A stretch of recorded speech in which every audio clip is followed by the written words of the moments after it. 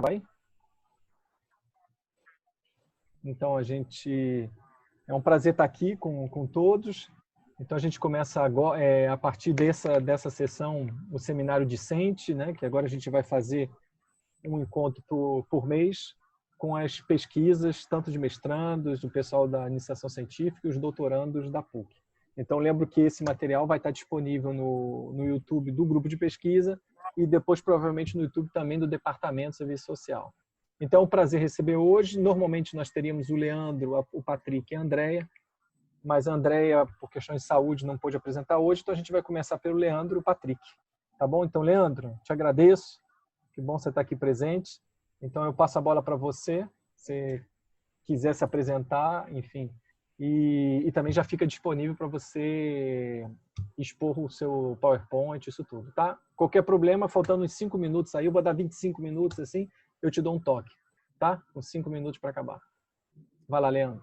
Rafael, boa noite a todos e todas. Muita experiência aqui no Seminário Livros Discentes, né? Ano passado, a gente teve uma discussão muito bacana lá na sala de serviço social. E hoje vou estar apresentando para vocês, né, um resumo aí do meu projeto de pesquisa.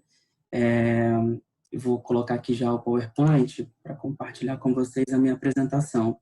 Preparei uma apresentação bem resumida para ter bastante tempo para ouvi-los, né? Enfim, é importante.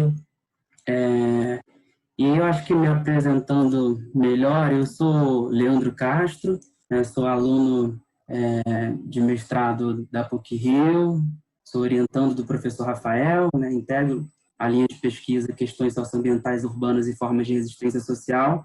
Estou no 2º ano do mestrado, né? Então, recentemente também tive a minha banca de qualificação, é um momento bastante importante na vida de um pesquisador. E aí a gente estou aí nesse desafio, né, de fazer pesquisa num contexto de pandemia, que pegou todo mundo de surpresa, enfim. E eu estudo favelas, pesquiso sobre favelas, formas de resistência, né? E aí, já seguindo para o título da minha pesquisa, o título da minha pesquisa até então é Memórias Faveladas em Tempos de Repressão, as mobilizações do movimento associativo na favela da Rocinha durante o período de ditadura militar e o início do processo de redemocratização do país. É importante falar para vocês que eu moro na Rocinha, pesquiso sobre a Rocinha, trabalho na Rocinha, e a Rocinha também é o meu local de militância, né? Achei muito legal aí as palavras do Eric, falando lá da Cruzada São Sebastião. Compartilho de alguns sentimentos muito parecidos com o que ele falou. E dando continuidade, eu trouxe para vocês um mapa, esse mapa é do acervo do Museu Sankofa, né? É uma planta da Rocinha, datada de 1920, um período aí que vai começar esse processo de ocupação na Rocinha. Esse mapa, essa planta da Rocinha, ela é dividida em 81 partes, a gente já pode ver aí no mapa a via principal, né, que liga a Rocinha às suas imediações, aos bairros vizinhos, São Conrado, Gávea, né, a famosa Estrada da Gávea. Falando de Rocinha, tentando contextualizar um pouquinho historicamente essa favela, a Rocinha, ela é vizinha, né, de bairros como Gávea e São Conrado, bairros de classe que traz essa contradição. Um dos bairros São Conrado, por exemplo, um dos bairros com o maior IPTU, né, da cidade do Rio de Janeiro, enfim, do Brasil. A Rocinha, na sua história, tem uma marca, né, que é a mobilização dos moradores desde seu processo de ocupação, né, em torno de direitos básicos como água, luz, saneamento, né, educação.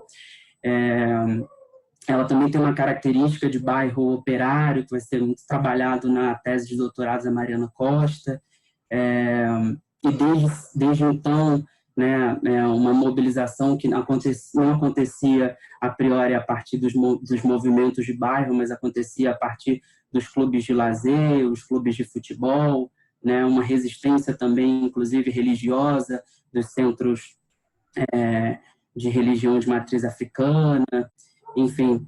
A Rocinha também traz no seu histórico, né, e é uma perspectiva muito trabalhada pelo Museu Sankofa, dessa Rocinha também enquanto favela negra, né, não somente uma favela nordestina, mas uma favela negra, uma favela também que já foi a habitação de povos indígenas, enfim, hoje em dia a Rocinha traz toda essa multiplicidade de nordestinos, negros, mulheres, população LGBT, idosos, enfim, a Rocinha em si, os dados demonstram que ela aponta uma favela jovem, né, em média, os moradores têm uma média de 28 anos, e essa foto mais atual traz uma Rocinha depois de um processo de ocupação que começa aí, sobretudo na década de 1940, né, esse fenômeno do êxodo rural, em que, sobretudo, muitos nordestinos vêm morar na Rocinha, e a Rocinha passa por um crescimento ao longo dos anos e chega aí a essa marca, né, de uma das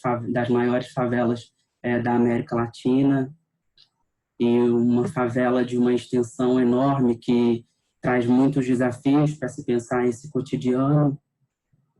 E já partindo para a introdução da minha pesquisa, né, apontando já um período que eu estou estudando, que é o período da ditadura militar, né, a ditadura militar de 1964 representa para as favelas cariocas esse período de constante violação dos direitos humanos, né, a professora Lícia Valadares vai apontar aí um dado de mais de 100 mil favelados na cidade do Rio de Janeiro removidos durante esse período, uma conjuntura que chama a atenção por conta do caráter, né, radical, de repressão aos movimentos associativos de favela, diante de um programa que ele toma uma escala gigante, né, em torno de se resolver, né, o dito problema da favela com a política de cunho remocionista e uma política de remoção muito embasada, né,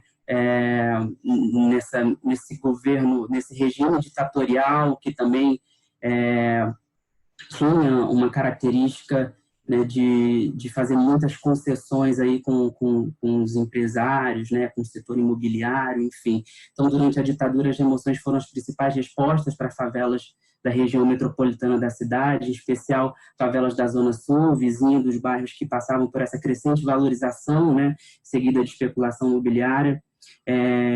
Observa-se a arbitrariedade nas intervenções de remoções às favelas, as pessoas não eram simplesmente tiradas do seu lugar de sociabilidade, do seu lugar de moradia, mas a forma como isso acontecia, a violência por trás dessas remoções, né? A gente tem aí muitos relatos de moradores que falam de como eram realizadas essas remoções, os seus móveis jogados dentro de um caminhão de lixo, né?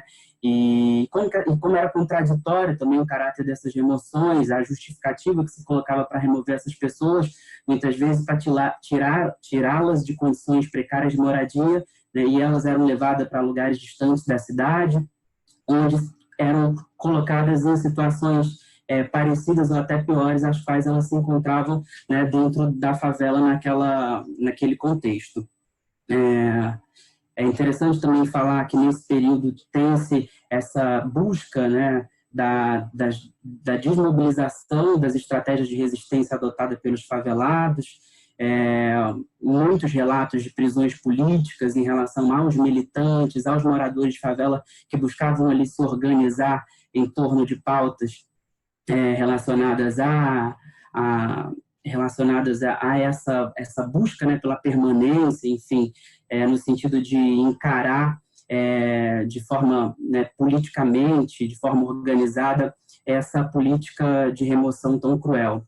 Então, não foi diferente, o tom adotado pela Federação de Associações de Favelados do Estado da Guanabara foi paulatinamente menos contestador diante dessa repressão, ou seja, muitas dessas organizações sociais que se organizavam buscando manter os moradores nessa buscando, né, os moradores construir essa forma de resistência, o medo, essa repressão, essa violência policial que acontecia acaba desmobilizando, né? As favelas passam por um intenso processo também de militarização, com as forças policiais subindo os morros, colocando em práticas as blitzes, como eram denominadas essas ações da polícia nas favelas. Do mesmo modo, a polícia política também limitava a circulação dos moradores em torno das favelas, sendo comum que favelados não pudessem frequentar determinados espaços da cidade, né? Aqui na Rocinha, por exemplo, a gente tem alguns relatos de moradores que não podiam ir à praia, por exemplo, nesse período, né? Que eram perseguidos aí pela polícia política, enfim. Além disso, as forças de segurança chegavam na favela paisana em busca dos possíveis grupos comunistas opositores ao regime ditatorial, então tinha-se muito essa ideia de perseguir qualquer tipo de grupo, né, opositor ao governo, que pudesse mobilizar os favelados, e a gente sabe que no histórico também de resistência das favelas tem-se uma atuação forte, né, do Partido Comunista Brasileiro. Então, sobretudo no regime ditatorial, esse alvo, né, o professor Mauro Brum, o professor Mauro Brum, confundi o professor Mauro Amoroso, até fala em um dos seus artigos como que nesse período, né, há um caráter que parece que a polícia ela não sobe a favela em busca de traficantes, né? A ideia dela mesmo é perseguir os possíveis comunistas, opositores ao governo. Então, é um contexto em que há ameaça né, a prisão, a mortes, desaparecimentos de moradores de favela, mas ainda assim há muita resistência. Então é dessa forma, né, que pretendo analisar as mobilizações do movimento associativo na favela da Rocinha durante o período da ditadura militar brasileira até o início do processo de redemocratização do país. Né, uma busca por entender essa perspectiva da favela em torno do que foi a ditadura militar e o que ela representou no cotidiano favelado. Como referencial teórico, eu vou trabalhar com 3 categorias, né, categorias de favelas, movimentos sociais, associações de moradores. São categorias que agora, depois da banca de qualificação, eu estou fazendo um levantamento, né, um novo levantamento bibliográfico para continuar avançando nesse debate. Em relação às favelas, eu faço essa busca, né, para poder de contextualizar as favelas no cenário urbano, no sentido de entender em que momento, né, se dá essa política de remoção. Essa política de remoção não necessariamente ela data do próprio regime ditatorial, mas ela toma uma dimensão maior durante o período do regime militar.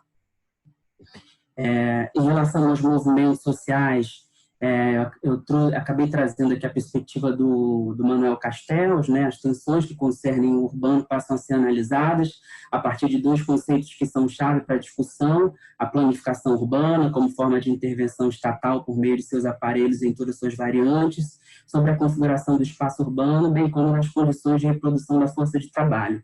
Já o segundo conceito que ele vai trabalhar é o conceito de movimentos sociais, entendidos enquanto processos inerentes às diversas mediações que emergem de uma contradição urbana a fim de produzir uma mudança de cunho qualitativo na estrutura social. Então, dentro dessa discussão dos movimentos sociais, a ideia é entender como que os movimentos de favela, né, quais influências eles tinham dessa construção teórica em torno dos movimentos sociais, e isso vai ser trabalhado por diversos autores, autores que estudavam favela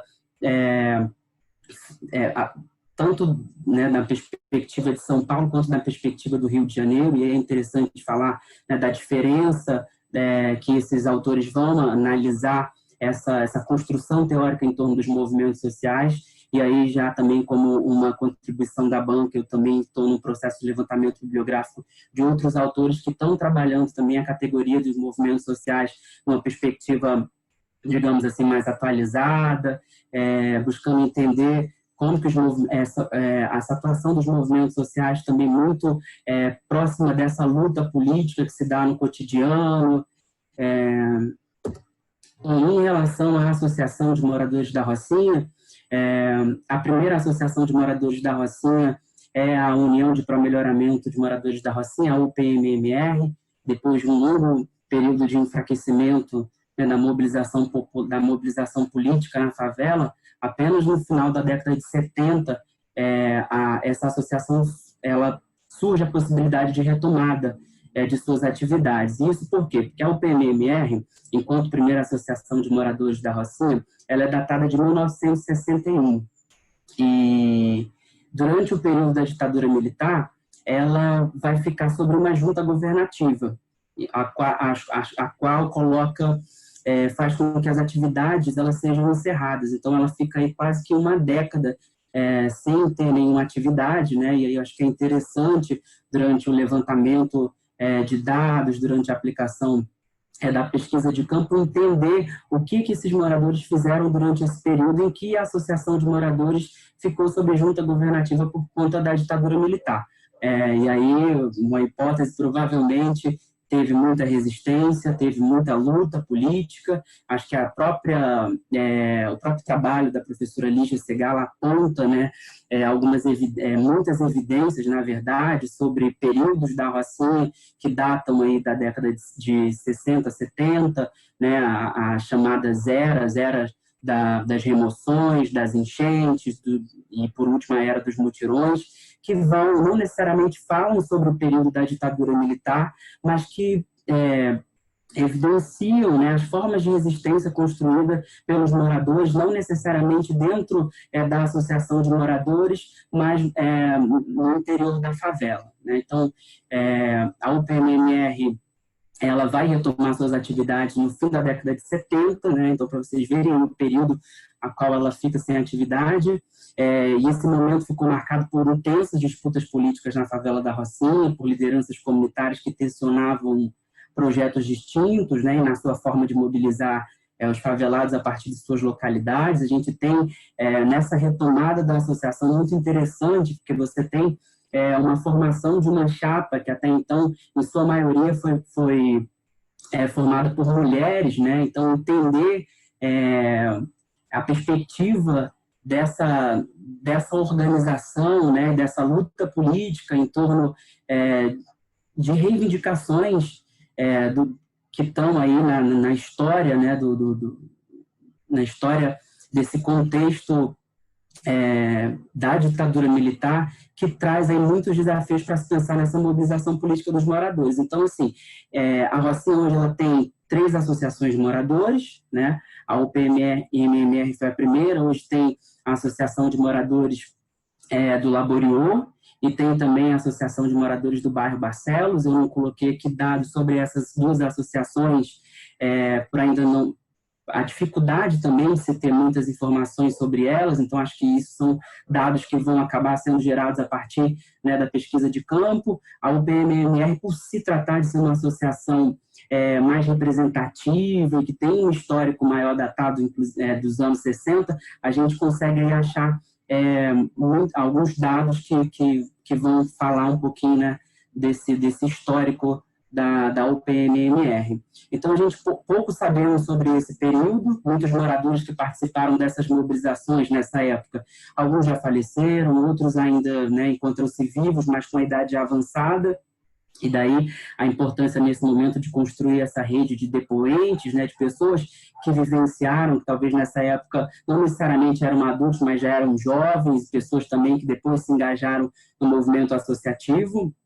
E aí o destaque sobre a importância dessas memórias coletivas, para que possamos ter maiores informações sobre o que representou, né, a ditadura militar na favela da Rocinha, e sabemos de que forma ela impactou nessas mobilizações a partir do movimento associativo.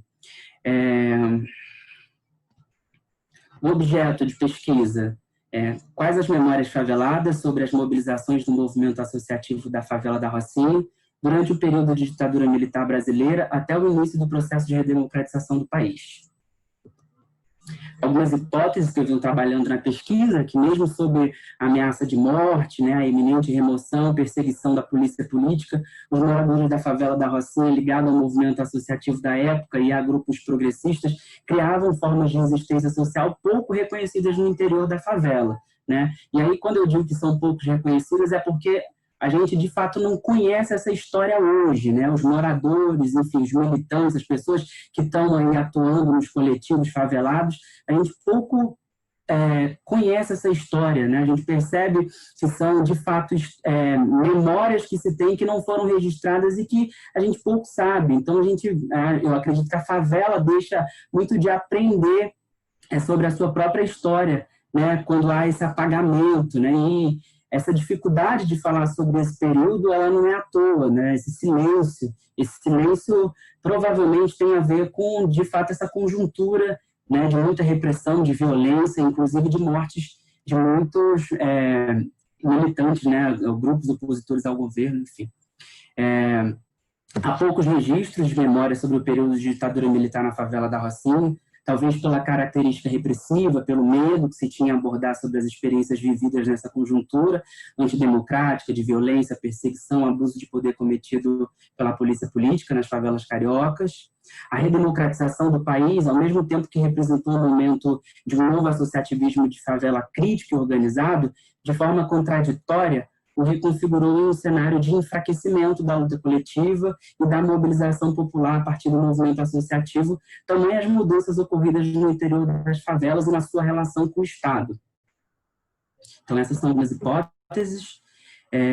Os objetivos da pesquisa: objetivo geral, analisar as mobilizações do movimento associativo da favela da Rocinha durante o período da ditadura militar brasileira até o início do processo de democratização do país, e, como objetivos específicos, resgatar as memórias faveladas sobre as mobilizações do movimento associativo na favela da Rocinha no período em estudo, compreender a lógica de atuação do Estado, das diferentes representações, igrejas, partidos e organizações sociais que participaram das lutas coletivas na favela. Importante falar sobre essa atuação nesse período da igreja, dos partidos, das diferentes organizações sociais, né? Da igreja a gente tem em mente a atuação da Fundação Leão XIII, da própria, enfim, da Cruzada São Sebastião, né? Como é que foi aí essa mobilização da igreja em torno, né, dessas formas de resistência e como que isso dialogava com partidos, com o próprio Estado.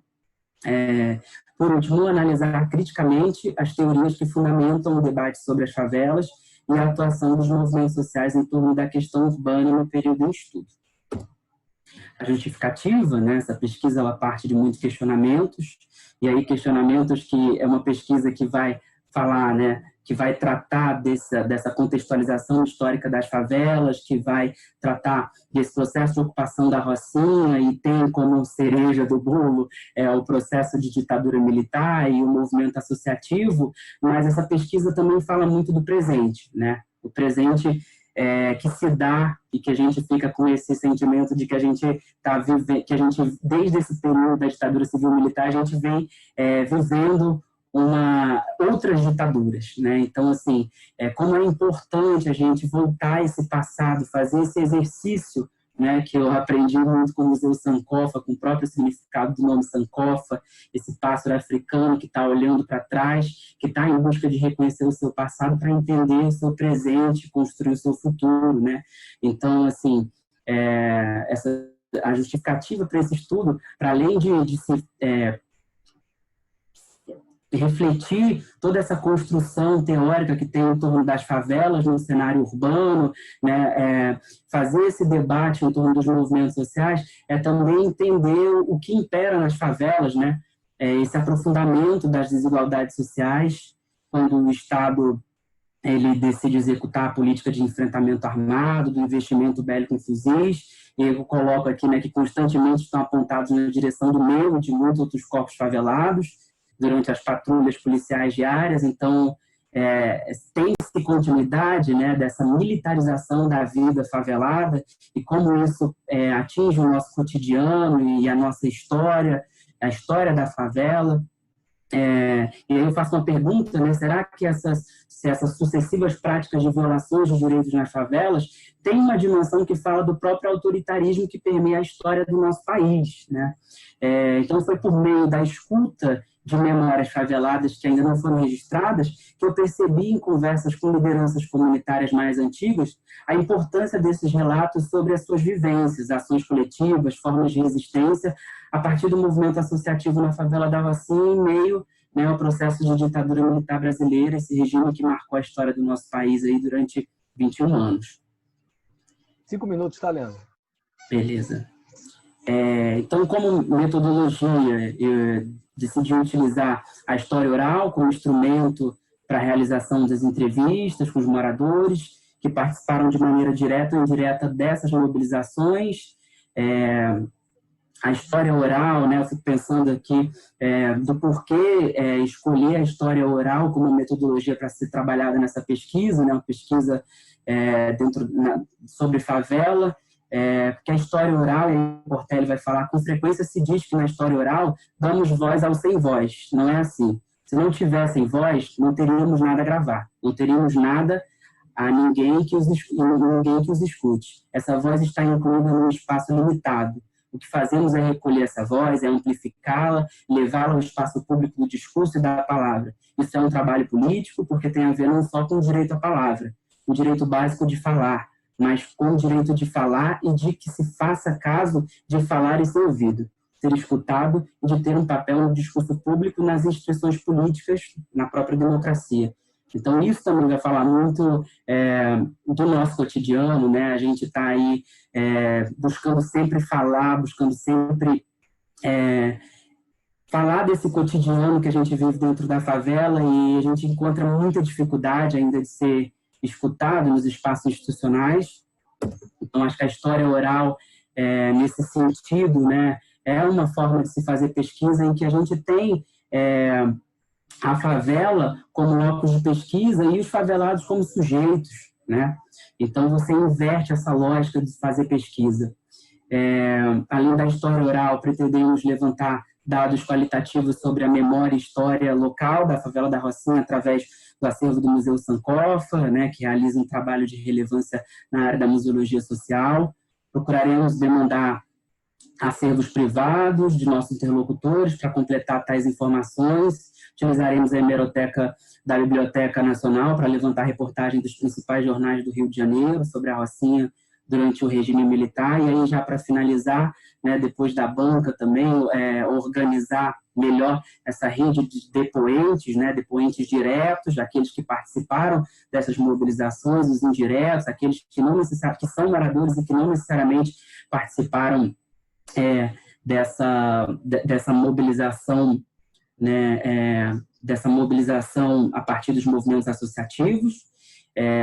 Interessante também, tem pensado em atores para serem entrevistados que não necessariamente são moradores, né, mas pessoas que já pesquisaram favelas, como a própria professora Lígia Segala, e pessoas que também tiveram uma militância dentro da própria federação, da FAFEG. Enfim, nesse momento de construção aí dessa rede de depoentes no sentido de levantamento de dados, né, da pesquisa de campo. Apresento esse meu cronograma de pesquisa, defesa de dissertação aí prevista para março. E falar que não é mole, fazer uma pesquisa numa conjuntura de Covid-19, de pandemia, a dificuldade muitas vezes de acessar textos. Alguns dias atrás também consegui acesso aí ao Arquivo Nacional, alguns documentos que são compartilhados em versão digital. E é isso. Referências gráficas. E agradecer a vocês aí, dúvidas, esclarecimentos. Muito bem. Valeu, Leandro. Eu vou fazer, talvez a gente juntar com o Patrick e a gente faz mais para o final uma leva só. Eu acho que é legal, inclusive, o que eu estou vendo aqui no chat, o Pierre e a Patrícia colocaram, essa importância também do papel da oralidade, né? Eu acho que tem algumas questões que a gente poderia colocar e passo para o Patrick. Primeiro, eu acho que esse contexto de fazer história, né? Normalmente de espaços onde foi negado, inclusive, o direito a ter história, né? O direito a ter memória. Então, como que a questão da oralidade tem um papel central também nesse aspecto, né? E a criatividade também do pesquisador, porque de encontrar dados, né? Documentos, fontes, materiais, mas normalmente a gente arquiva o que a gente quer guardar, né? E tem um caráter de controle, um papel político, né? Muito forte nesse sentido. E eu acho que, sobretudo, esse contexto que o Leandro está colocando da ditadura é um contexto que a gente tem muita dificuldade, é um salto muito grande, né? A gente tem toda uma reflexão, uma memória dos anos 50, 60 de mobilização política, mas como que a ditadura não só perseguiu figuras, pessoas, mas inclusive extinguiu, né? Ocultou a própria memória desse período, né? Então acho que para o Leandro também tem impressão, Leandro, não sei, estou botando palavras nas suas bocas, mas boa parte que a gente foi discutindo, você foi vendo a riqueza que tem na época da ditadura, os moradores falando, alguns relatos, e muitas vezes pouco conhecido, né? Pouco, inclusive internamente, né? Por medo, por seja o que foi, enfim, que foi muito apagado da própria memória social, da memória coletiva local, né? E outro aspecto também, depois eu passo para o Patrick, é que o Leandro fala que é muito difícil, mas também porque muitos do que estão aqui presentes tiveram um papel ativo, né? Inclusive contra a pandemia, né? em seus locais de moradia, né? Enfim, tenho certeza que o Eric também, enfim, tantos aqui, não vou nem citar tantos, mas o Leandro eu sei que esteve diretamente envolvido em questões da pandemia, o que certamente lhe custou muito tempo, mas enfim, foi importante, né? Valeu, então vou passar para o Patrick. Aí a gente já pode, vão pensando aí, se vocês já tiverem perguntas, botar no chat, mas nós não somos muitos, né? Então acredito que para o final, cada um, quem quiser fazer uma pergunta, vai ser fácil, né, de falar. Vai lá, Patrick, a bola é tua. Então, faltando 5 minutos, eu te aviso, tá? Que nem o Leandro. Perfeito, então. Boa noite a todos e todas. É um prazer muito grande estar apresentando hoje no Leus. Meu nome é Patrick Soares, sou gestor ambiental formado pela Veiga de Almeida. Atualmente eu sou aluno do mestrado em Serviço Social na PUC, orientando do Rafael. Deixa eu... Só um segundo. Está aparecendo para vocês? É minha tela? Sim, aqui tá, eu estou vendo. Maravilha. Bom, até o momento a pesquisa se intitula como Território Quilombola, Formas de Resistência Territorial da Comunidade de Baía Formosa, localizada em Armação dos Búzios. Meu objetivo com essa proposta de pesquisa é entender como que essa comunidade ela empreende formas de resistência territorial mediante as tensões que ela vivencia. Vocês devem ter até mesmo percebido na divulgação do trabalho que até a palavra da resistência ela é grafada de uma maneira muito peculiar. E por que isso se dá? Porque não se trata de uma resistência como se tradicionalmente vê, por assim dizer. É uma resistência que ela está embasada em uma forma particular de existência dessa comunidade em seu território. Como diz o próprio professor Carlos Waterford Gonçalves, a resistência é uma luta por uma determinada forma de existência, em determinado modo de vida e de produção, por modos diferenciados de sentir, agir e pensar. Eu não posso deixar, por certo, o elemento territorial de lado nesse sentido. A gente está falando de uma comunidade quilombola que, enfim, como diversas outras comunidades de Brasil afora, está pleiteando pela luta da titulação definitiva de suas terras, um direito constitucionalmente garantido. Bom, vamos começar pelo começo. Eu optei por trazer um mapa para vocês, porque eu acho que isso dá uma materialidade no momento da explicação e, enfim, imagino que muitos de vocês não conheçam a região, então acho que é até mesmo mais didático na hora de estar apresentando. Bom, começando pelo começo, a comunidade quilombola de Baía Formosa, assim como outras comunidades na região, se percebem que existe uma proximidade geográfica muito grande entre essas comunidades. E isso se dá por quê? Durante toda a primeira metade do século XIX, essa região, que era conhecida como Baía Formosa, compreendia desde a Praia do Peró, aqui em Cabo Frio, passando por toda a costa até Rio das Ostras, era chamada de Baía Formosa justamente pelas paisagens paradisíacas, mas sobretudo também por ser um ponto muito estratégico para o tráfico negreiro, com as praias escondidas e, obviamente, não se pode deixar de falar da própria centralidade da sede da Fazenda Campos Novos nesse processo de recebimento dos escravos, venda e escoamento para as fazendas que compunham esse complexo agrícola nessa região. Então, nesse sentido, a comunidade de Baía Formosa, assim como as outras comunidades nessa região, cito Rasa, Maria Joaquina, mas eu poderia elencar diversas outras, estão dentro desse rol, eu cito elas devido à proximidade geográfica, têm em comum essa memória coletiva de que descendem dos negros que foram trazidos para essa região durante o período do tráfico negreiro e ali permaneceram após a abolição da escravidão em 1888.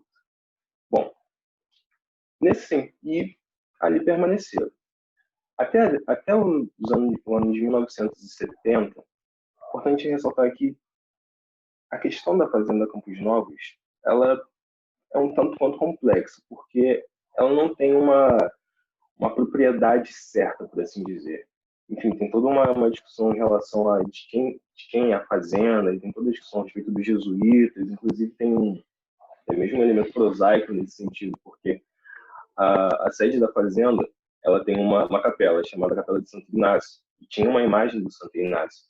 E o documento da posse da fazenda ele ficava escondido dentro da imagem, e foi perdida ao longo dos séculos. Então, tem uma série até mesmo de elementos que as próprias comunidades quilombolas da região evocam, no sentido de estar legitimando sua permanência nessas terras. Muitos dizem que os jesuítas, quando abandonaram a região, deixaram as terras dos escravos que ali permaneceram.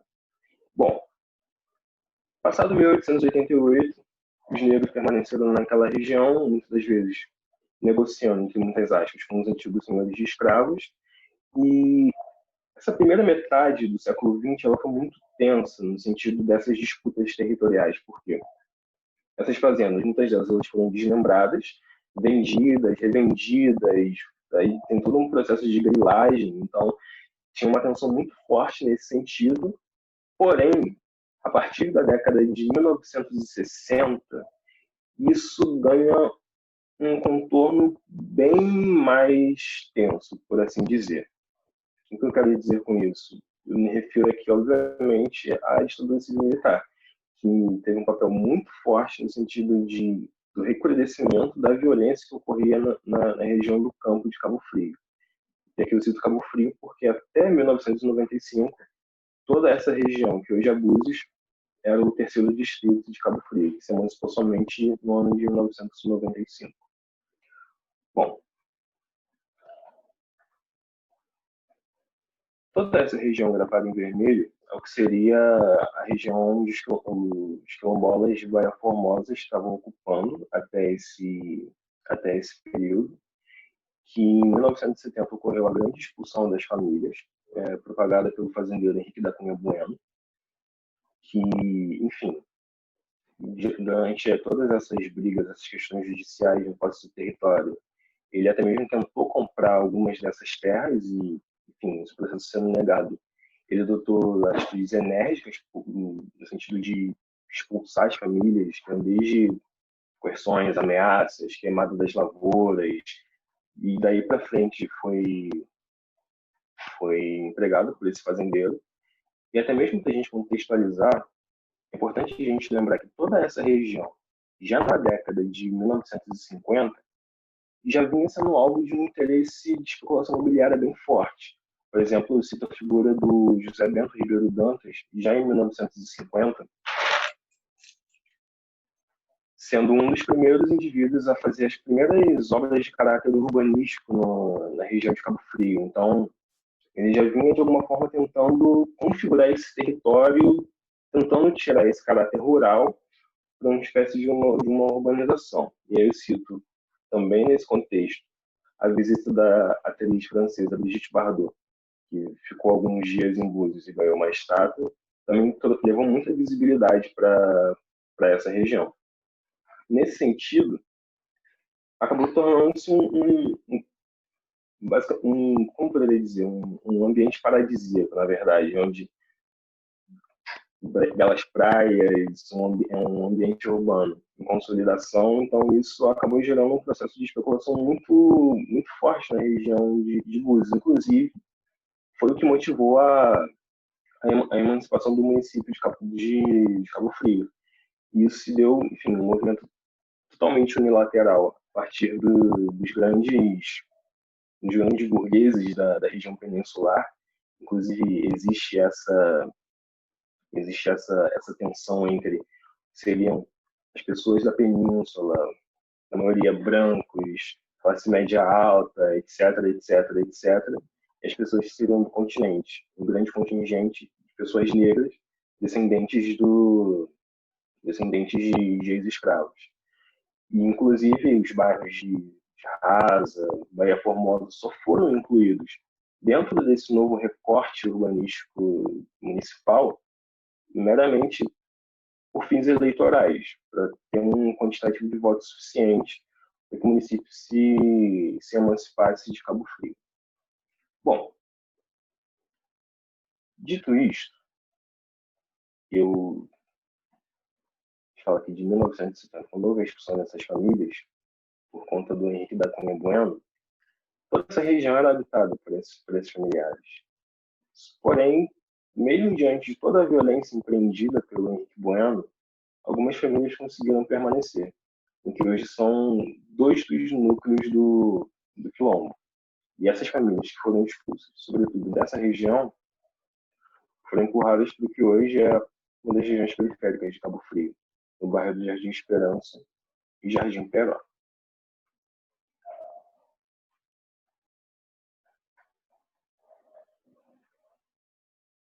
Fim da ditadura militar, início da reabertura democrática, essas pessoas empreenderam movimentos de tentar retornar para seus territórios de direito.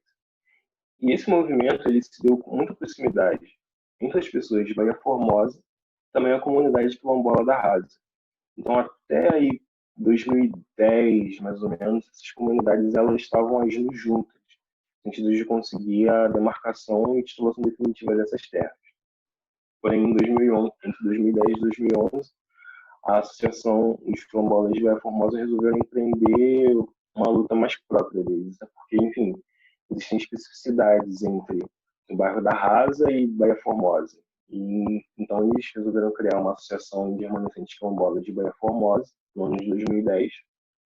E, pouco tempo depois, eles receberam a titulação de reconhecimento enquanto comunidade quilombola pela Fundação Cultural Palmares. Vejamos. Atualmente, enfim, grande parte dessas famílias não habita mais essa região. Os núcleos que são de fato habitados são o núcleo Zebino e o núcleo Cesarino, que recebem esses nomes devido a, enfim, ancestrais dessas comunidades que permaneceram nesses locais. Então adotou-se esse nome para localizar esses núcleos. Essa região, pouquíssimas famílias permaneceram. Tem alguns que conseguiram permanecer, mas, sobretudo, nessa parte do mapa, existem locais de memória muito importantes para essas comunidades. A exemplo do Poço de Pedra, que, enfim, era usado até mesmo na época da escravidão dos negros em água, até mesmo que eles conseguiram ser evadidos do trabalho forçado nas fazendas. Então, é bem representativo para a comunidade. Inclusive, no pós-abolição, era um local que tinha muita centralidade para essas famílias que permaneceram. E, atualmente, pouco da distribuição geográfica dessa comunidade. Agora, em termos porque se a gente pensar no âmbito da dinâmica territorial, durante toda a primeira metade do século XX, essas famílias, mediante todas essas dificuldades, mediante todas essas tensões, conseguiram empreender um processo de territorialização dentro dessa região. Após a expulsão, em 1970, eles sofreram um processo de desterritorialização, tendo se mudado para a região periférica de Cabo Frio, e agora eles empreendem um processo de reterritorialização, uma tentativa de voltar a esses espaços, uma tentativa de se reapropriar desses territórios que lhe foram tolhidos historicamente. Nesse sentido, é muito interessante que a principal estratégia que eles adotam é o uso do turismo étnico-ecológico. Se a gente pensar em Búzios, enfim, toda essa questão do grande turismo, as pessoas ricas, a região peninsular de Búzios é extremamente elitizada, e, inclusive, a própria prefeitura, o próprio Estado, tem um discurso muito forte no sentido de estar ligando a imagem de Búzios, por exemplo, a Brigitte Bardot, entendem? Nesse sentido, existe uma memória que está muito assentada sobre a figura dela, preterindo completamente a presença dos negros que estão nesse espaço há muito mais tempo. Nesse sentido, quando a comunidade ela empreende um movimento de turismo étnico-ecológico, é uma tentativa de subverter essa característica desse turismo elitista. Por exemplo, o roteiro que seria do centro de armação dos Búzios, ali entre a Praia da Armação, tinha as armações para caça de balizas e empregava muita mão de obra escrava. A Igreja de Santana, que também era um ponto de registro desses escravos recém-chegados do tráfico negreiro. Então, eles vão acionando esses espaços, esses locais no sentido de ordem. Nós estamos aqui, existem comunidades quilombolas em Armação dos Búzios. Não é somente a Brigitte Bardot. A história desse lugar, nós fizemos muito antes, e nós fomos invisibilizados durante décadas nesse espaço. Cito também a trilha do Pai Vitório, da Ponta do Pai Vitório. Seria esse local onde os negros conseguiam fugir dos navios, eles se refugiavam, se reuniam, prendiam formas de resistência nesses locais. O Mangue de Pedra, que também era um local muito forte para os negros, inclusive era um ponto de pesca muito importante. E, claro, a praia de José Gonçalves, que foi essa grande figura, provavelmente o principal articulador do tráfico negreiro na região do antigo Cabo Frio, e, enfim, era provavelmente o maior fazendeiro da época e o principal comerciante de escravos. É interessante notar que, uma vez promulgada a lei de 1850, que proibia o tráfico, ele literalmente perdeu tudo e, inclusive, fez todo um movimento de reivindicar o que seriam os seus direitos sobre as suas propriedades e acabou gerando um documento acerca disso, que hoje é uma das principais fontes, em termos documentais, a respeito dessa dinâmica envolvendo tráfico negreiro, produção agrícola na região do antigo Cabo Frio. Inclusive, a figura do José Gonçalves ela é até hoje muito forte na memória das comunidades quilombolas da região. Inclusive, tem um bairro com o nome dele. Bom, havia dito que essa comunidade ela empreende processos de resistência territorial. Essa resistência ela também se põe contra outras territorialidades.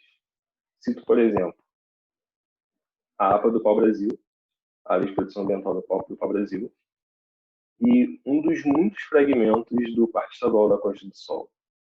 E aqui a gente pode notar que, enfim, os parques são gerenciados pelo Estado e muitas das vezes o próprio discurso da preservação ambiental ele é utilizado no sentido de estar, de alguma forma, tentando expulsar essas famílias desses espaços. Tanto no núcleo Zebina quanto no núcleo Cesarina, isso gerou diversas tensões em relação à comunidade e ao Instituto Estadual do Ambiente. E é interessante notar como que essa comunidade ela vai ocupando esses diferentes espaços de reivindicação política. Por exemplo, eles ocupam o Conselho Consultivo do Parque, tem uma proximidade muito forte com a gestão, no sentido de estar sempre reivindicando o lugar, a permanência dessas famílias nessa região. E, além disso, o empreendimento de luxo areté, que, enfim, a região peninsular de Búzios está realmente saturada em termos de expansão urbana. Não há mais espaço, porque essas áreas verdes que restam todas estão dentro do recorte do Parque Estadual da Costa do Sol, também são áreas fragmentárias. Nesse sentido, esse processo de modernização urbana está migrando da região peninsular para a parte continental. E esse empreendimento é um grande exemplo desse sentido, porque com todo esse discurso da modernização desses espaços, de, enfim, expandir esse estilo buziano, por assim dizer, acaba entrando em conflito com a territorialidade que essa comunidade reivindica como sua. Então, a gente percebe aqui que é uma situação de conflito entre a comunidade quilombola, o INEA na gestão tanto da APA quanto do Parque Estadual, e também o empreendimento ALT. Então, é esse o cenário que eu me deparei desde que eu comecei as visitas de campo à comunidade em setembro do ano passado. Então, todas essas informações, todos esses dados foram colhidos, enfim, da observação das assembleias gerais dessa comunidade, conversas com os comunitários, sobretudo os mais velhos, até mesmo no sentido de estar recuperando como era a vida antes de 1970. E eles têm muito forte esse discurso no sentido de, olha, nós queremos voltar para a nossa terra, porque nós queremos daqui que nós viemos, nós fomos criados aqui, nossos pais, nossos avós vieram daqui, as nossas raízes estão nesse espaço.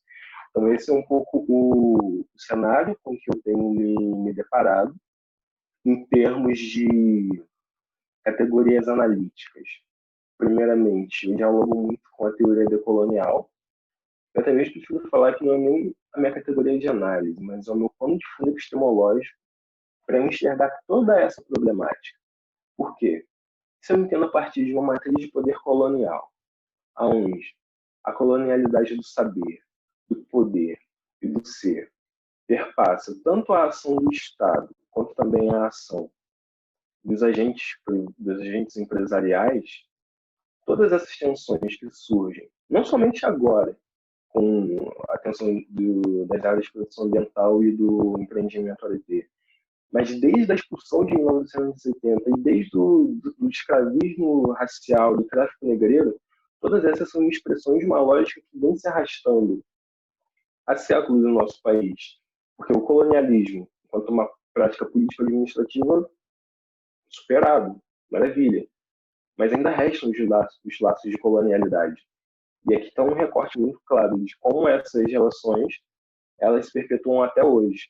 Então, quando eu olho para esse cenário, quando eu olho para esse contexto, essa é a minha principal lente analítica. Claro, em termos de categoria mais específica, trabalho com a comunidade de remanescentes quilombola enquanto conceito antropológico, que não está necessariamente ancorado com a perspectiva historiográfica, mas muito mais antropológica, no sentido da comunidade quilombola, como um tipo particular de agrupamento social, que se reporta aos referenciais de um grupo étnico, e também categorias de dinâmica territorial, basicamente, para entender como se dão esses jogos, como se dão esses processos, como esses agentes saem, como esses agentes fazem esse processo de tentar voltar a esse território. Que elementos essa comunidade relaciona quando ela, por exemplo, empreende esses movimentos de estar realizando essas trilhas, esse turismo étnico-ecológico?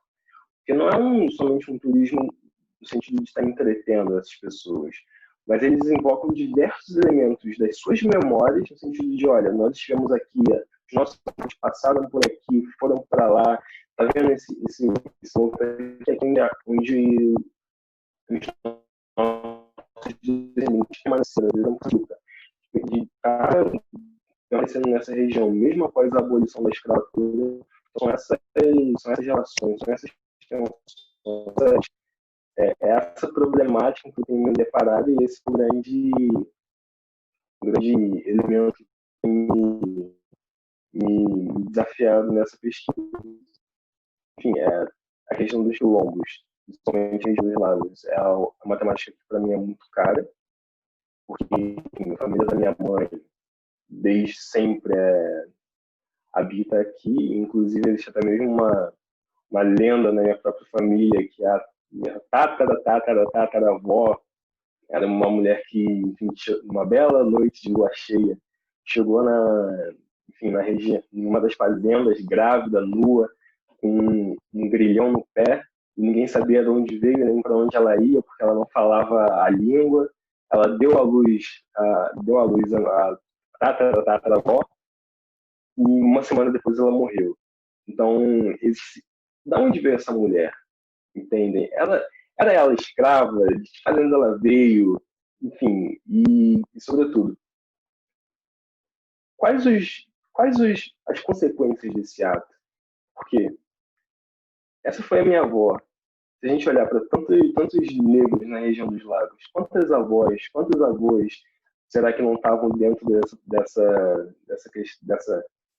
dessa problemática? Quantos não foram recebidos na fazenda Campos Novos e em seguida escoados para trabalho forçado nas fazendas e ali permaneceram na região?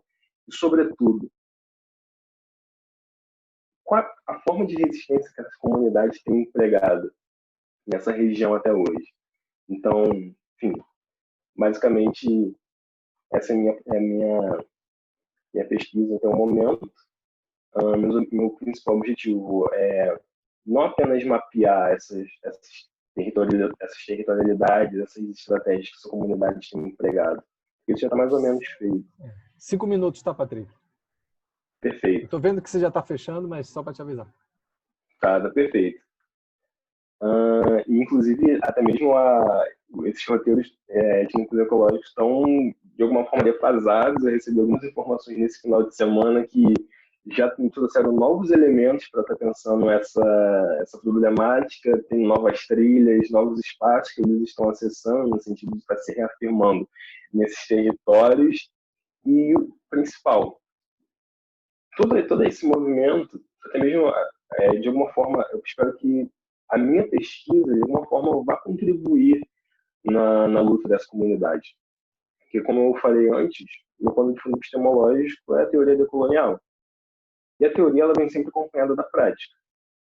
Todo o trabalho tem sempre um cunho político. Então, o meu objetivo final é, de fato, contribuir com as lutas dessa comunidade para que haja, finalmente, a titulação definitiva das terras da comunidade quilombola de Baía Formosa. Espero que tenha sido claro. Se tiverem dúvidas, contribuições, são mais que bem-vindos. Muito obrigado. Valeu, Patrick. Obrigado. Enfim, vamos abrir para as questões. Eu acho que tem alguns pontos aí que o Patrick colocou. Bom, o Patrick até tinha me perguntado inicialmente se mostrava o mapa, né? Aí eu falei, Patrick, eu particularmente acho que era bom você mostrar, porque, enfim, ele vai passeando nesse mapa, a gente consegue minimamente entrar nesse universo, enfim, sobretudo as fotos, os pontos de referência, os lugares de memória, enfim, tem tanta possibilidade e a gente consegue, enfim, entrar um pouco nessa dimensão e que eu achava que era interessante, assim, sobretudo que não é uma realidade tão próxima de, enfim, não sei se todo mundo aqui tem chance de ficar indo para Búzios todo final de semana, enfim, então a gente não tem muito essa realidade, então me pareceu fantástico. Eu acho que ali tem uma série de dimensões, a gente lança, eu acho que primeiro é super bacana escutar o Patrick falar da avó, né? Eu acho que como essas questões também são bem concretas na construção e como a gente faz pesquisa também com o que somos, né? E acho que o Leandro colocou isso também claramente. Então, como que todas essas experiências, essas memórias, quase que a gente resolve uma série de situações pessoais, colaborando também com a ciência e com a construção, enfim. Então, acho super interessante. E depois uma série de dimensões importantes, né, que Patrick traz, a questão da política ambiental, o planejamento urbano, como que essa população quilombola ela vai se situar e se localizar dentro desse contexto. E a gente pode fazer pontos de convergência com o que o Leandro colocou, né? É bem interessante quando o Museu Sankofa, que ele fez alusão, aciona esse passado negro dessa região. E por que não imaginar que se Búzios crescendo, né, se tivesse um crescimento alguns anos atrás da mesma proporção de uma cidade do Rio de Janeiro, provavelmente parte desses núcleos hoje quilombolas poderiam, por que não, daqui a alguns anos serem considerados, enfim, primeiros núcleos de favelas, ou seja lá o que for, outras como é uma expressão que o Eric usa, que eu gosto muito, dessas geografias populares, né? Mas como essa reflexão, essa projeção no espaço da questão racial é um elemento que falta e que é extremamente interessante a gente refletir, né? Tanto na dimensão propriamente espacial como na ambiental, mas também no planejamento e nas formas de configurações do urbano, né? Como essa questão racial também é um elemento importante, sobretudo num contexto brasileiro que a gente escamoteia essas dimensões, mas que elas são centrais nas formas de segregação urbana, né? Enfim, e como cada vez mais essa dimensão racial é um elemento importante de reflexão que nos cabe aqui fazer também, né? Enfim, então acho que vou lançar um pouco aí as questões, se vocês, quem aqui talvez tenha algum posicionamento, acho que fecho com o do Patrick também, com a dimensão, como que muitas vezes a dimensão ambiental ela pode ser usada dentro de uma pegada para justificar de alguma forma medidas e políticas justamente de remoção, mas ao mesmo tempo também como que essa reflexão de povos tradicionais eles dialogam também com essa perspectiva, né? E aí como pano de fundo epistemológico do Patrick e dessa descolonização que pode decolonidade, enfim, que pode também trazer novas lógicas e formas de pensar o espaço urbano, a sociedade, inclusive dentro dos recursos naturais, né? Enfim, então repensar, né? Também essa questão da tradicionalidade como estratégia política também de muitos grupos sociais para se fazer presente nesses espaços. Enfim, alguém quer levantar a mão, tem algum questionamento, alguma pergunta? Eu queria perguntar, Rafael, posso? Vai lá, por favor. Eu vou perguntar para os dois, no caso. Assim, a pesquisa do Leandro e do Patrick, elas têm algo muito próximo da minha, que é o fato de falar do meu próprio lugar de fala, né? Eu acho que os dois falam do lugar de fala deles. O Leandro está falando da Rocinha, o Patrick lá de Cabo Frio. E eu queria saber como é que vocês fazem esse exercício de, ao mesmo tempo, falar sobre o seu lugar de fala e tentar se distanciar um pouco para pensar como pesquisador e não como morador que vivencia aquilo ali. Né? Porque a gente acaba estando inserido na pesquisa ao mesmo tempo que é pesquisador. Como é que vocês estão fazendo esse processo? Que para mim é um processo meio que diário, né? E é meio complicado. Então, eu queria entender como é que vocês estão fazendo esse processo de ser pesquisador e acabar sendo parte da pesquisa também. Vamos segurar aí para ver se tem mais alguma pergunta. Bom, a Maíra já fez uma pergunta aqui, quando vai ser a viagem de campo, um trabalho de campo coletivo lá na Baía Formosa, enfim. Mas e aí, alguém tem mais uma pergunta? Que a gente faça uma leva assim primeiro?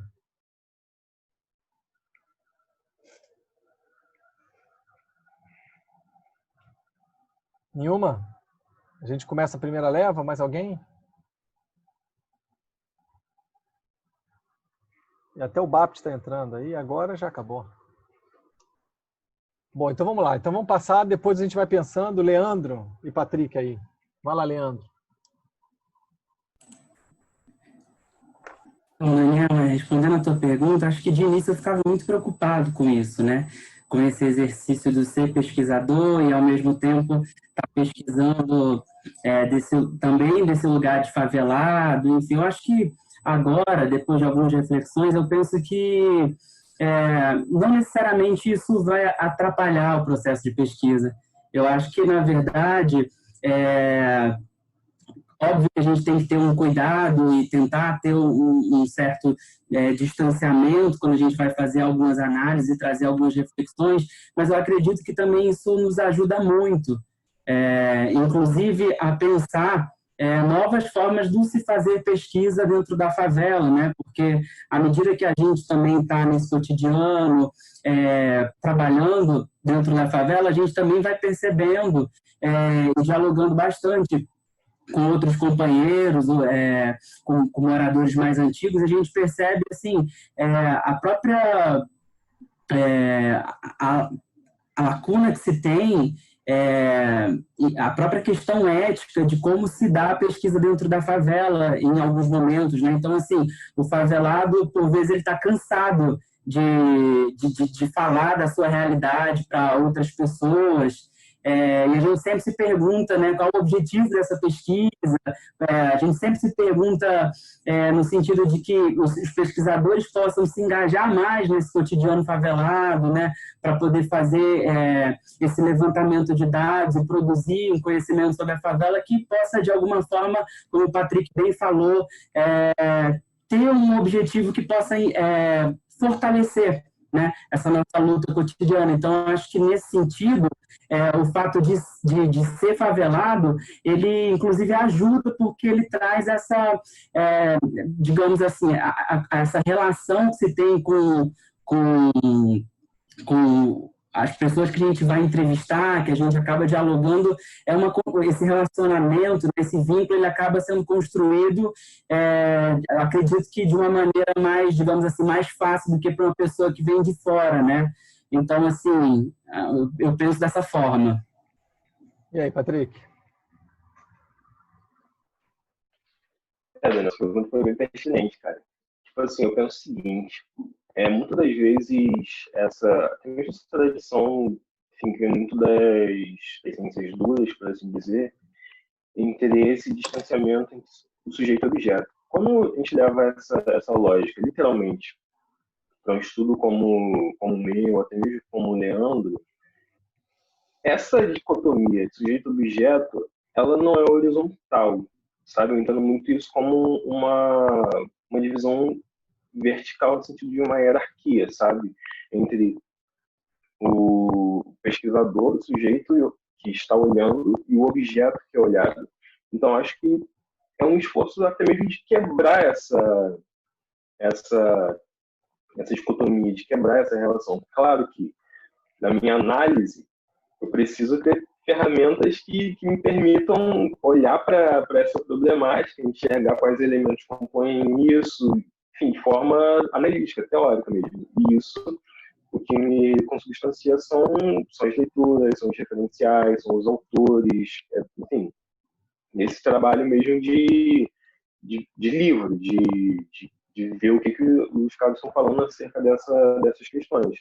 Então, é mais ou menos por aí que eu tento me guiar, porque se eu adoto uma posição de um sujeito que está, enfim, trabalhando com um objeto, eu estou, enfim, entende? Estou tentando me colocar em um lugar de neutralidade. E a ideia não é ser neutro. Claro que, enfim, não é um panfleto partidário, mas tem um cunho político, tem um cunho propositivo, tem um cunho de fato, estar, enfim, trazendo esses caras que historicamente foram invisibilizados, até mesmo pelas próprias ciências, sempre tratados como objetos de pesquisa, sempre tratados como, enfim, aquele que é estudado, aquele que não tem saber, aquele que, enfim, as expressões da colonialidade do poder, do ser, do saber. Então, minha pesquisa está mesmo quebrando essas barreiras. Respondi? Muito bem. A Patrícia, tanto a Patrícia quanto o Pierre aqui no chat colocaram a mesma coisa, né, da importância da pergunta e que, de alguma forma, vivem também situações muito parecidas nos seus contextos de pesquisa. Eu acho que também a gente tem, enfim, estratégias também, né, de pesquisa. Eu acho que esse ponto é importante. Nós estamos como interlocutores, né, enfim, então acaba sendo uma produção muito coletiva de conhecimento, né. Eu acho que os textos, né, o que o Leandro aciona lá do Portelli, isso é muito claro, né, quando o Portelli fala que existe uma quebra, e o Patrick acabou de falar também, uma quebra de hierarquia, né, nessa entrevista oral, porque, na verdade, quem tem um conhecimento é quem está sendo entrevistado, né, o que normalmente, dentro da divisão do trabalho, o pesquisador é esse que teria essa hierarquia, né, enfim, então acho que o Patrick, tanto o Leandro, colocaram muito bem nessa importância, mas, ao mesmo tempo, como a gente precisa ter também de alguma forma, ter estratégias também a partir do momento de um certo distanciamento esse que nunca vai ser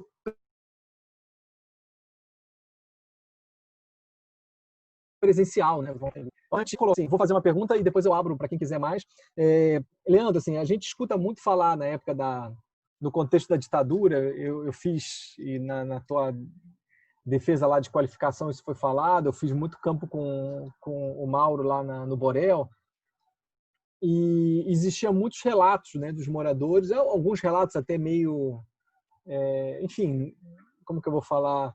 A gente não sabe muito bem como muito construído, né, dessa memória, mas uma certa dificuldade por parte de alguns moradores de exporem, né, de visibilizar esse contexto da ditadura por uma série de violências, enfim. E também porque muitos dessas lideranças introjetaram também uma perspectiva do silêncio, né? Então, como que eu enxergava um silêncio tão forte da população mais velha, talvez até mais do que falar de tráfico, milícia, enfim, como que essa questão de ser comunista, não ser comunista, essas questões estavam muito vinculadas também. Eu queria, enfim, nos primeiros relatos que você foi absorvendo, porque, bom, a gente está falando de comunismo, mas também tinha muita gente vinculada à igreja, de uma igreja mais de esquerda, ou de militância de outros espaços, né, as escolas de samba, como você acabou de citar também, né, os terreiros, enfim. Então, se você já conseguiu identificar, a partir da experiência, né, concreta desses moradores, como que foi a experiência da ditadura nesse contexto e as formas de mobilização política também, como que elas se organizaram, sobretudo num contexto onde espaços mais institucionalizados eram muito controlados, né? Então, como que esse ato político se fazia, né? E, Patrick, assim, você colocou um espaço, eu esqueci o nome da fazenda. Qual é o nome da fazenda? Eu esqueci. Campos Novos. Isso. E como que tem uma miríade de quilombos que nasceram a partir dessa fazenda, né? Enfim, provavelmente de grupos específicos. Eu queria, se você consegue identificar práticas de organização distintas entre esses quilombos, né? Se existem particularidades que já são bem visíveis, certamente já existem, não é grau, mas assim, temporalidades distintas nas formas de organização, inclusive em termos de processo, né? Então, por exemplo, a Pretos Forros já tem até título, né, de propriedade coletiva, as outras ainda estão se organizando, enfim. Mas se você identifica, inclusive em termos culturais, porque a gente sabe muito bem que existem quilombos hoje que têm uma forte presença evangélica, se isso traz alguma forma de impacto ou não nas lógicas de organização. Estou vendo até que a Fanny está aqui, se for o caso, ela até pode complementar lá no trabalho dela. Mas se você identifica essas dimensões, essas distinções, e se existe alguma lógica de organização, né, que de alguma forma federe, né, faça uma federação, uma organização do conjunto desses quilombos da região. A gente sabe que tem, né, a Associação do Estado do Rio de Janeiro, mas se existe algum mecanismo de articulação entre eles, né, porque a gente sabe que a pauta da especulação imobiliária é muito forte nesse contexto, você colocou muito bem. Então, se ao mesmo tempo eles estão brigando, mas se existe também uma certa solidariedade dentro da mesma pauta coletiva de luta, né? Enfim, aí... Alguém mais tem alguma pergunta? Porque aí a gente já junta e queira fazer.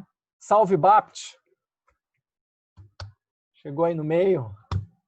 E aí, alguém tem alguma pergunta, queira colocar, ou a gente abre só na terceira?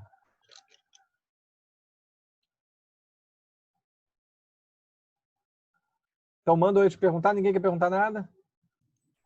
Então, vamos embora. Leandro, vai lá.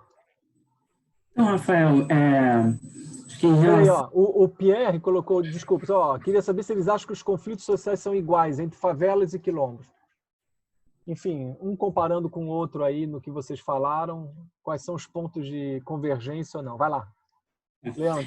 Acho que respondendo a sua pergunta, né, em relação a essa conjuntura de ditadura militar, e aí pensando, né, a favela, Rocinha, moradores, essa mobilização, essa luta política, né, eu ainda não fui a campo, mas eu já pude ouvir, né, muitos relatos assim, de moradores que vivenciaram esse período, né, falando de como se dava essa repressão, né, e que, como você bem falou, não era somente a grupos comunistas, né, mas assim aqueles militantes também que atuavam dentro da própria igreja, né, a partir de grupos ligados à igreja, e a ideia de perseguição a opositores políticos era tão forte. Um dos moradores falou para mim que uma figura, acho que ela era pesquisadora da PUC, e ela era muito ligada à Rocinha, e ela ia construindo personagens políticos naquela época, e ela tinha muitos conflitos assim com algumas figuras bem conhecidas na Rocinha, e ela tinha listinha de pessoas que faziam parte ativamente, tinham participação ativa nessas mobilizações, e ela mandava essa lista e entregava para o DOPS, por exemplo, sabe? Falando da atuação dessas pessoas, que elas estavam organizando grupos, fazendo reuniões, e ela vai participar também de toda essa polêmica que há aí na retomada da UPMMR, com essa disputa entre duas chapas, né? Uma chapa de mulher, a outra chapa organizada por uma figura muito conhecida aqui na Rocinha chamada Zé do Queijo. Então, há muitos acontecimentos, moradores que depois dessas disputas morrem de uma forma que não se sabe, aí criam-se várias hipóteses né, do que causou essa morte, se foi uma morte acidental, se foi a mando de alguém, enfim, etc. Então, tem muitas, assim, memórias, né, sobre esse período, da forma como a polícia subiu o morro, de como era, na prática, essas blitz, né, como eu falei, inclusive, no sentido até do próprio direito de ir e vir, de não poder circular, né, no bairro de São Conrado, de não poder ir à praia. Então, assim, tem muitos relatos assim que já apontam, né, assim, dados bem interessantes assim de serem, né, trabalhados, enfim, porque realmente há um silêncio enorme, e a gente entende de certa forma por que parte, né, dessas informações, desses depoimentos não foram antes revelados. Então, acho que eu tenho muito aí a ouvir de moradores que vivenciaram essa época e que vão poder contribuir com a pesquisa e com essas histórias. Eu espero que o que você está procurando da Comissão da Verdade, o que tem disponível na internet, você consiga, porque tem algumas figuras, por exemplo, todo esse filme aí do processo do Caetano Veloso, não sei o quê, o Lucas Pedretti achou futucando nesse material, né? Enfim, então acredito o que não deve ter de histórias e situações, provavelmente também em relação a moradores, as situações da Rocinha. Eu acho que o positivo dessa Comissão da Verdade trouxe talvez, o Caetano é uma figura pública, mas uma série de outros grupos muito invisibilizados, né? Então, LGBTs, a questão feminista, enfim, a questão de religiosa, né? Até hoje, Libertem o Meu Sagrado, né? Toda a prisão de objetos religiosos, né, de Candomblé, Umbanda, enfim, tem tantos grupos que foram muito invisibilizados, inclusive na resistência que tiveram e na perseguição que tiveram. E um grupo desses, certamente, também o grupo de favelados, né, que não faz parte do panteão de resistência contra a ditadura, que normalmente é muito intelectual, de esquerda, branco, classe média alta, essas figuras, né, Stuart Angel, enfim. E como que é interessante a gente reconstruir essas dimensões, né? Enfim, vamos ver o que isso tudo vai dar. Patrícia, vai lá, desculpa. Falar, mas os dados são muitos, viu? Tem que ter bastante paciência para buscar esses dados. Depois, você pergunta para a Maíra, que está aqui embaixo para mim, aqui, tá 4 quadradinhos para baixo, porque ela já passeou aí nesses dados todos da Comissão Nacional da Verdade. Pode ser que ela te dê algumas dicas aí de formas de pesquisa boas, assim, de acionar esse fundo, né? Bacana, legal. Vou perturbar a Maíra. Fala, Patrick. Sim, o banco lá do Memórias Reveladas é excelente. Se você precisar de umas dicas, a Maíra agora está colada em você aqui no meu computador. Agora vocês já estão juntos. Se você olhar para baixo, você já vê ela. Já está vendo. Explora a Maíra, pergunta para ela como que faz. Ela pode te dar umas dicas. A Carla também, a Carla Lopes é excelente. Excelente, a Carla Lopes. Carla Lopes. Se você precisar, você conhece ela, Maíra? Eu tenho contato dela, eu contacto ela via Inês. Eu tenho contato dela. Olhando, esse é um bom contato. Ela domina esse acervo. Domina. Sim. Tudo que eu precisei. A Carla se aposentou por tempo no arquivo, mas ela ficou por muito tempo lá. Ela que me ensinou tudo. Quando eu preciso de alguma coisa no arquivo, eu peço a Inês que me coloque em contato com a Carla. É sempre a Carla. Vai lá, Patrick. Recentemente também eu consegui um livro, né, do Arquivo Nacional, que foi de coordenação da Inês. Ele está para chegar e consegui pelo estante virtual. Acho que também vai... bom. Vai lá, Patrick, bola é tua. Eu acabei de ver a pergunta do Bapt, já vim respondendo. Não conheço os pontões de jongo. Depois a gente pode trocar uma ideia acerca disso, me interessa bastante. Você sabe que o Bapt, o jongo moderno é graças ao Bapt, né? Então, o jongo contemporâneo. Depois tu tem que ter aula com o homem aí. Vai lá. Eu vou procurar ele. Rafael, respondendo a sua pergunta, assim, as comunidades quilombolas da região, eu percebo que elas são muito heterogêneas, sabe? Tanto em níveis de organização, quanto nas estratégias que elas empreendem, no sentido de estar garantindo o acesso ao território. Por exemplo, a de Baía Formosa, pelo menos aqui na região, é a única que trabalha com turismo étnico-ecológico. Entende? Então é uma característica muito própria deles. Que é complexo se você pensar, porque, enfim, praticamente do lado você tem a comunidade da Rasa que não empreende essa mesma estratégia. E que, inclusive, tem até mesmo uma expressão. Além de comunidade quilombola, também é muito assentada na própria pesca artesanal, por exemplo. Então, são tempos completamente distintos. A maioria, pelo que eu percebo, é pentecostal, cristã evangélica. E, falando de uma articulação geral entre as comunidades, a primeira coisa que me vem à mente é a figura da CONAC, que é a Coordenação Nacional de Articulação das Comunidades Negras Rurais do Rio de Janeiro. Inclusive, a liderança do quilombo de Maria Joaquina é uma das coordenadoras da CONAC. Então, assim, é uma figura com um potencial político de intervenção gigantesco, que é a Regiane.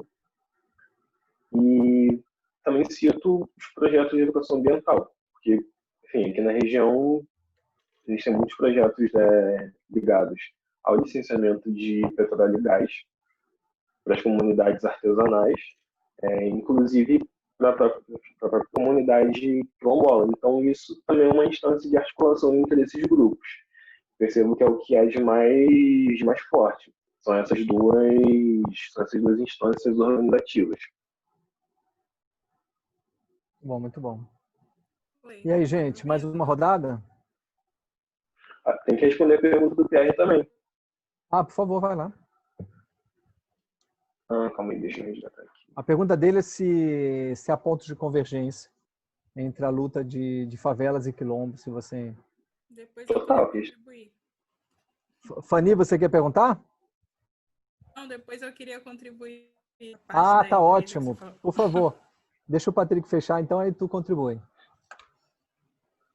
Olha, eu vejo muitas semelhanças, por exemplo, a questão racial, que eu acho que é fundamental, e a questão territorial, no sentido de essas pessoas elas querem esses territórios, mas elas querem que, de fato, existam políticas públicas que, enfim, que não seja a necropolítica, que não seja, enfim, toda essa discussão. Elas querem, de fato, consolidar os seus territórios, elas querem permanecer nesses locais, querem preservar tanto o âmbito de um patrimônio material, na memória, nas histórias, na vivência nesses territórios, mas também querem a parte material mesmo, tipo, condições de permanecer ali, de criar suas famílias ali, de dar continuidade às suas formas de organização social. Ótimo. Fanny, você quer falar, Leandro? Desculpa, vai lá.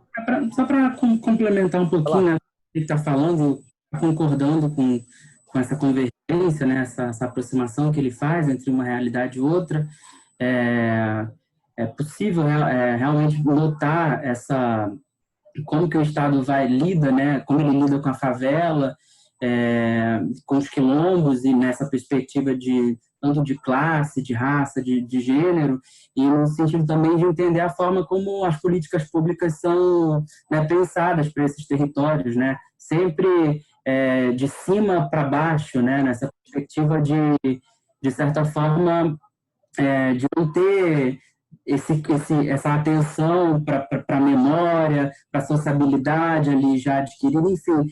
Por exemplo, aqui na Rocinha a gente tem um programa, né, o Comunidade Cidade, que está aí em andamento, né, em plena pandemia, casas que estavam sendo já marcadas, né, aquela marcação da CMH, né, já ditando ali um processo de remoção, enfim. E a gente, né, acho que tanto na perspectiva de pensar o quilombo quanto a favela, a gente tem essa proximidade, né, assim, dessa violência estrutural do Estado quando ele entra e quando ele faz uma política pública em que essa população ela sequer é ouvida, né? E essa questão da memória me chamou muita atenção, assim, eu fiquei perplexo, né? Porque uma riqueza dessa memória coletiva negra, quando o Patrick fala sobre a questão dos quilombos e se dá mais, digamos assim, ênfase, né? De uma mulher francesa, branca, né? Enfim, acho que isso já fala muito, assim, né, dessa perspectiva mesmo do Estado em relação a esses territórios. Muito bom. Fanny, completa aí, por favor, para a gente. Estão me ouvindo? Estamos sim. Esse final aqui que foi uma pergunta, né? Só para complementar, vocês falam em favela e quilombo, me lembram são sobre quilombo urbano, né? Dessa perspectiva, inclusive do território que eu estudo, que é o Sapé do Norte, que fica no Espírito Santo, numa cidade lá em Vitória, uma fala foi formada a partir de quilombolas que saíram da região do Sapé e foram tentar a vida, né, na capital, na Grande Vitória. E a maioria dos moradores, uma amiga minha fez até o TCC sobre isso, eles são quilombolas do Sapé do Norte. E aí tem essa questão do quilombo urbano. Bom, eu não consegui chegar no porque eu estava em uma outra reunião, eu não ouvi o Leandro e ouvi o final do Patrick. E o que falou me remeteu ao meu TCC, quando ele falou dos quilombolas, como eles enxergam, porque eu fiz uma entrevista, eu trabalho sobre a comissão quilombola, e na entrevista apareceu muito essa questão da memória, do lugar, de como o território quilombola lá do Sapé do Norte era a cruz celulose, mas o jeito que ele falou me remeteu às entrevistas, a parte da memória. Tenho saudade de como era a cruz, e foi o mesmo período, que é a década de 70, que ele citou aí. Sobre a questão evangélica, na época que eu fiz as entrevistas, foi em 2017, 2018, isso não aconteceu, mas depois isso vem aparecendo muito forte, né, com as eleições, a chegada do pentecostal, né, nas comunidades, inclusive nas próprias organizações. Ele citou a CONAC é nacional e ela também está no território a nível estadual. E aí até algumas lideranças, elas saíram do movimento, estão falando da igreja e tem gerado grandes conflitos, porque aí algumas coisas ele já não... alguém colocou aqui do jongo, e aí alguns já questionam a presença da questão cultural do jongo. Tem outra aqui que eu não me recordo o nome. E aí, sobre uma coisa que é bastante comum no território de Sapé do Norte, em quase todas as comunidades, é a presença da Igreja Católica e porque os terreiros são escondidos, né? Porque existe essa pressão. E aí os terreiros são escondidos e agora chegam as igrejas evangélicas totalmente visíveis. Aí eu queria só isso. Muito bem. Fanny, eu completo o que você está falando, eu botei aí no chat. Tem um museu em Belo Horizonte, chama o Museu do Muquifo. É o Museu dos Quilombos e Favelas, né? E é bem legal, assim. É um museu em Belo Horizonte e que ele faz essa conexão, a mesma que você está falando. E eu fiz essa pergunta para o Patrick, porque eu já estive lá algumas vezes na Pretos Forros, e é bem interessante que as lideranças atuais do Quilombo da Pretos Forros em Cabo Frio são mulheres jovens, mas todas evangélicas, né? E essa foi uma questão que eu fiz para elas, né? Sobre essa discussão. E o que ela me disse na época foi: o nosso pastor ele faz uma divisão entre cultura e religião. Então a gente pode aqui ter cultura, ter dança, ter jongo, enfim. que ele entende como cultura, mas ela me falou que tem grupos quilombolas perto dali que o pastor proibiu, e eles, inclusive, pararam o processo de reconhecimento como quilombo justamente por um preconceito em relação às práticas culturais que ali estavam, né? Enfim, então, realmente é um desafio, né, que está aí para frente para lidar com isso. Muito bom, muito bom. Gente, mais alguém para a gente fechar? Rafael, Vai lá. me ouve? Perfeitamente. Boa noite para todos, todas. Só dar uma contribuição sobre essa questão que eu coloquei. Eu acabei também chegando um pouco no final, peguei um pouquinho da fala do Leandro e um pouco da fala do Patrick, e deu mais ou menos para entender onde está a discussão, o debate. Então, a contribuição no sentido de os pontões de jongo são articulações, são estratégias de articulações entre essas comunidades que, por volta de 2010, já havíamos catalogado, porque eu participei de um desses projetos pelo pontão da UF,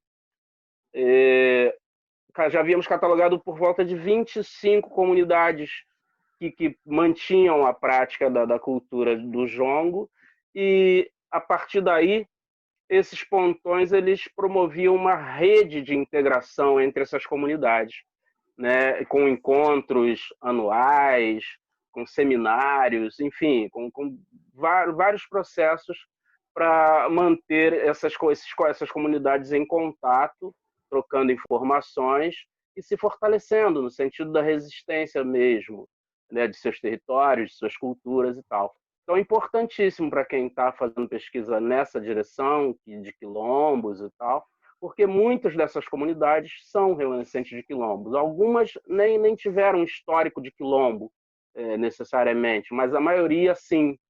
Então é interessante o contato.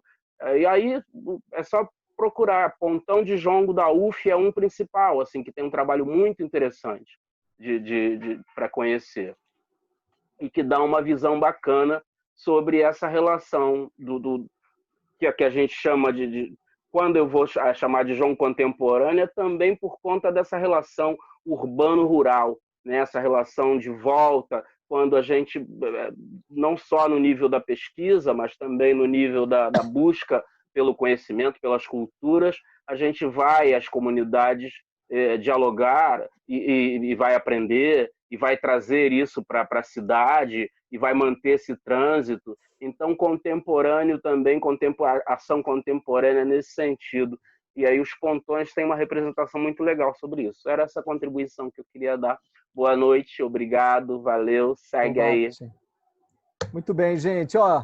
São 8 horas, então acho que a gente vai fechando. Rapidamente, assim, essa dinâmica para vocês, quem não precisa falar, mas só faz um oi, assim, valeu? É muito cansativo, a gente mantém O que vocês acharam?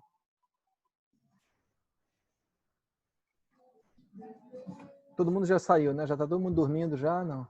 Eu acho que a única questão é que teve pouca gente, né? Eu acho que se tivesse mais pessoas, o papo teria rendido mais, né? Teriam mais contribuições. Não sei, talvez 16. Pensar alguma nova forma da gente fazer a divulgação dessas reuniões, de repente uma antecedência maior, não sei. Eu acho que porque também o tema deles são muito bons e eu acho que mais gente sabendo ficaria mais rico. Ao mesmo tempo, essa dinâmica via Zoom para o discente faz também com que fique mais pessoal, né? Porque via Facebook fica um pouco distante, né? Mas, enfim, é outra dinâmica. Não, correto, Daniel. Vamos ver se a gente põe... Bom, nós estamos aqui com 16, mas espero que a gente consiga, né, nas próximas ter mais. Vamos fazer uma ênfase aí. Eu vou ver se eu divulgo também lá no grupo. A gente pode divulgar no grupo também dos cursos, né? Muito bem, gente. O próximo é daqui a 2 semanas. Então vai ser o João Vitacker, que é filho do Chico Vitacker, acho que é o nome dele, que é um dos fundadores do PT lá em São Paulo. Ele, como eu falei para vocês, ele trabalha há muito tempo sobre questões urbanas. Ele é professor da USP, ele foi secretário lá de habitação no último ano do governo. Então, a gente não vai ficar preso ao Rio, mas tentar, a partir dele, fazer uma discussão das questões urbanas no Rio de Janeiro hoje. E o que eu queria que a gente discutisse aí no Leus principal, né, dos convidados de fora, é justamente esse contexto de pós-pandemia, pandemia, pós-pandemia e eleições municipais, porque a gente tem, não sei se vocês se deram conta, mas hoje, daqui a 2 meses, a gente vai estar elegendo os prefeitos no Brasil. Enfim, é dia 15 de novembro, o primeiro turno. E é algo que a gente não está no clima, né? Só que a gente vai ter que entrar, entendeu? Porque o que está em jogo é muito pesado. Na verdade, eu acho que a gente tem que fazer campanha pensando no local, mas com a cabeça no nacional, né? Porque o que vai rolar daqui a 2 meses já vai estar nos passando algo muito concreto para 2022, né? Enfim, então, sei lá, eu acho que é um desafio importante para a gente começar a elaborar, pensar essas questões todas, né? Enfim, então é um pouco isso. Aí a próxima vai ser para a gente discutir as questões, mais uma discussão urbana, né? De políticas de planejamento, políticas habitacionais, a gente vai entrar mais nessa dimensão. E a Emília, enfim, é conhecida aí de todos. Na verdade, eu perguntei para o Conselho Popular, que é um órgão importante, que federa uma série de associações de moradores, pastoral de favelas, que se reúne uma vez por mês. E eu pedi para eles um representante, né? Porque eles estão sempre vinculados às questões de remoção e entre eles decidiram que a Emília viesse falar. Tá? Então, ótimo. A Emília é irmã do Edson Santos, é uma figura histórica lá, a Vivian conhece muito bem lá do Horto. Tudo. Então, ela que vai falar um pouco para a gente. Só lembrando, tá bom, pessoal, que esse vai ser transmitido ao vivo pelo Facebook. Então, quando a gente soltar lá o evento, eu peço vocês para divulgarem o máximo possível, que quanto mais gente assistindo online, mais a gente consegue atingir, né, um grupo maior de pessoas. E eu vou passar de novo o calendário lá no Leus, na página do Face, só para vocês terem uma ideia do ano todo, né, Daniel? Uhum. Para já ter como se programar. Mas normalmente está sendo de 15 em 15 dias. Né? Sim. Assim, 15 dias um, 15 dias outro, vai ser um pouco essa dinâmica até dezembro. Tá bom? Alguma coisa, gente? Algum comentário, algum aviso, algo final aí? Outra propaganda de outra coisa, outra live? Alguém tem alguma coisa que queira falar aí? E queira aproveitar aqui o momento para fazer então suas propagandas. Já que é para fazer propaganda, então, ó, eu vou participar de uma live no sábado, que é um encontro, é um grupo coordenado por uma psicanalista, e aí ela convida pessoas de vários setores, várias áreas diferentes, e eu sou convidado no sábado. A live acontece às 17 horas. Depois vou ver o link e passar para vocês. Valeu? Boa, passa lá no Zap, que depois a gente põe no Face do... Também aproveita e divulga aí a live dos estudos urbanos, que é um programa que eu toco aí junto com a Silvia e com o Henrique, toda quinta-feira, 8h30 da noite, na página do Instagram da Fábrica Suburbana. A gente tem aqui pessoas que já falaram lá, Isabel, Rafael, e essa semana a gente vai falar com a Cleo, que é uma mulher trans, e ela vai falar sobre a experiência dela na cidade. Então vai ser um programão, a Silvia que vai estar à frente desse programa, e na semana que vem a gente vai falar sobre o Velho Oeste Carioca, né? Os bairros de Santa Cruz, Campo Grande, Bangu, esqueci agora o nome do autor, mas ele é autor de livros, bacana pra caramba, o cara tem vários livros sobre a área, e vai falar com o Henrique na quinta-feira da semana que vem, no mesmo horário, 8h30 da noite, lá no perfil da Fábrica Suburbana no Instagram. Então fica o convite aí. Te parabenizo porque abriu, né? Ficou bacana, gostei de ver. Que vocês fazendo uma equipe assim abre possibilidade, né? Fica bacana, aí, que cada um pode trabalhar um pouquinho mais a sua área e fica mais... Aí teremos novidades. Parabéns, Daniel, pelo projeto. Tá muito bacana, cara.